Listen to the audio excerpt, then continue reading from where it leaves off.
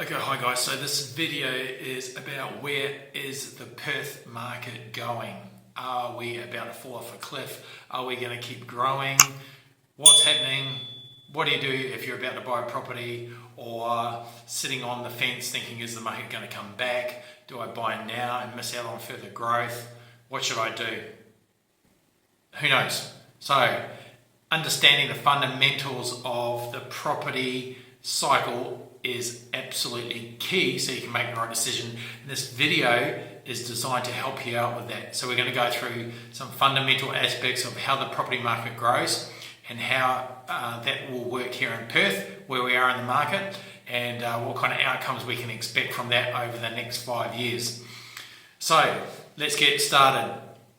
The Perth market has now been growing for about 2 years, okay?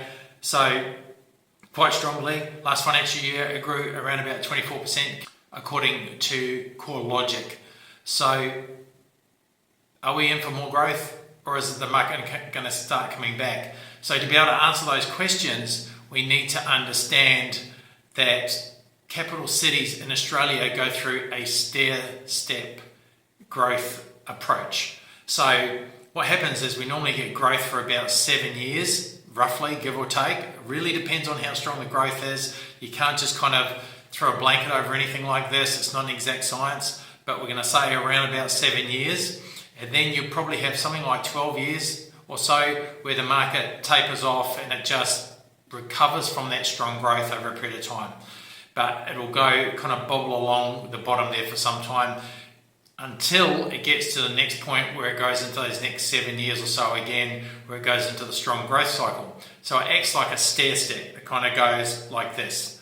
So this is not new. It's not some crazy phenomenon. These growth cycles are very normal. So Perth went through its last growth cycle in the early 2000s and peaked in 2006-07, where the market then in the last year went up 40%. In just 1 year, went up 40%, and then it came off the top, which it always does, comes back from that peak a little bit, and then goes into this kind of chilled out mode over the next, as I say, roughly 12 years, give or take. Okay, so we had a 14-year hiatus from that 2006-07 peak, and now in the last 2 years we've just started growing again. So what does that mean? So a property cycle lasts about 20 years. All right, so during that period of time, you can say you get about 7 years of growth and maybe 13 years of kind of that chilling out phase where you don't get too much. The problem that people have is they get confused with this chilling out phase, talking about it being an up and down cycles. Like in Perth, people say, oh, it's a boom bust market. Oh, you know, it grew strongly and then it came back. And we've seen this all before, and it's just not true, because those times when the market are going up and down is really the chill out phase. It's not a flat line. It will go up and down a bit, and people see that as like a cycle in itself, and they're not. It's just this extrapolated period of time where it doesn't really do anything. So between 2006 and 7, when we peaked in Perth peaked at the last peak of the market, and to about 2 years ago, 2002, was when we had a net median house price of 0. But of course that didn't mean the entire market did nothing during that period of time. It kind of bobbled along, okay? It's never going to be a straight line. So if we take a look at this graph, you can see I've used this from CoreLogic. So if you don't take any notice of that red line that I've drawn through that graph at this stage, okay, so you can see the last peak that I was talking about in 2006-07. So it came up through those early 2000 years and peaked.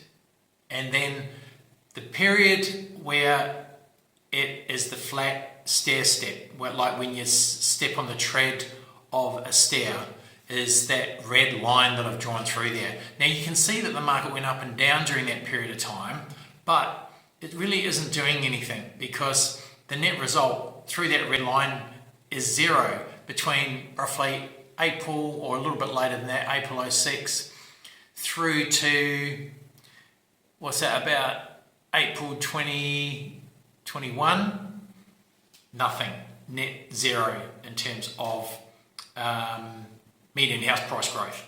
Okay, doesn't mean it didn't go up and down. I bet it did, but that's the phase that is the tread of the stair.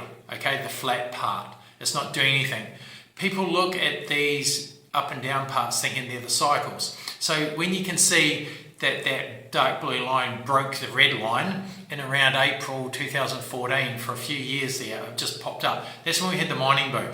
So even though the market was chilling out during that phase, the mining boom pushed it up over that line, and then of course it came back down again and had this kind of sloping kind of loss where it moved down to the bottom of the market in April 2020. So the mining boom, people go, oh yeah, the mining boom pushed it up and then it came back down, so it was boom bust. But it's in this phase where really things are affecting the market. So it's kind of like a very slow heartbeat, so to speak. It's still kind of just weekly beating, but it's really not going to do anything until it comes into its next growth phase, which is what it's just done. Okay, so it's done that 2 years ago, and I've taken this graph, like I said, from CoreLogic, and it only went to 552,000 in April 22. I've just crudely added on there July 2024 in red, and I've extrapolated that out a bit as to where the market is now according to CoreLogic. They're saying as of July 2024 that Perth's median house price is 757. Okay, so as opposed to when it was back there in 552 back in April 22. But the point is that line where I've extrapolated it out to today's market price, you can see how that's strongly going into the next growth cycle that we had back in the early 2000s. And you can see this step effect already happening, can't you? You can see it going up, then the red line is the tread, and then it's going to go up again. And then when it reaches the peak, probably in 4 or 5 years' time, we'll get that tread again of maybe 10, 14 years, 13 years, whatever. We'll get that flat period. But of course, as Jeff said, the market won't be actually flat. It will bobble along a bit. So to understand where we are in the market now, we need to understand that these cycles come and go. And, we have the seasons, and we are seeing that we will probably have another 4 or 5 years of this growth. So if you're looking at buying, we can suggest that these growth cycles, they don't last 2 years. They last longer than that, okay? The growth cycles that you see, those little ups and downs under the red line there, they're not proper growth cycles. They're just the market chilling out. But in the actual growth cycle that we're in now, this will go for about, we've done 2 years, maybe another 5 years, another 4 years, something like that, okay? So that's very normal, and we can expect that to continue. So the strange thing about this cycle is we've got some really big other stresses on the market that are playing a part as well, which you might not necessarily normally have. And those things are things like trade shortages. That's not just a Perth thing, that's across Australia. So we're seeing that, so we can't build enough properties. So here we're around about 30,000 properties short over the next few years. The Urban Development Institute of Australia has come out and said, despite construction figures reflecting an increase in activity, the supply shortfall was expected to continue well into 2025, with a 30,000 shortfall in housing supply forecast over the next 5 years. So like I said, this is a problem that we've got all around Australia. It's not just Perth, but the difference with Perth is, of course, as I've just been through, we're in our growth cycle, and that's not the same with every capital city in Australia. We're all in different periods in that cycle. For example, we're normally the complete opposite to Sydney. So, on top of that, it's not just a case of lack of trades. We've also got the highest population growth in the country at the moment. So if we look at Perth as the country's fastest growing capital city, with more than 81,000 people, or 220 people a day, moving to the west in 22-23. So these numbers have just come out recently, according to latest population figures by the Australian Bureau of Statistics. So the 3.6% jump marks the largest annual change to the state's population, with more than 2.3 million people now calling Perth home. Okay, so we're getting very, very strong population growth. We've got a shortage of housing. We've still got properties selling in 8 days. So that's the average from the Real Estate Institute of Western Australia. 8 days is the amount of time that the average property sits on the market before it's sold. Okay, so very, very low.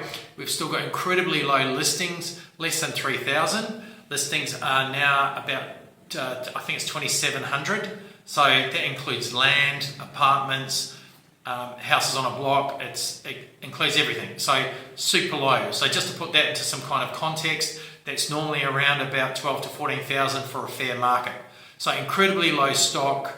We're finding anecdotally that people are coming and inquiring on some of the apartment developments that we've got, then deciding it's not right for them, and then they're coming back later on and realising there's lack of stock, and then re-looking at those apartments again.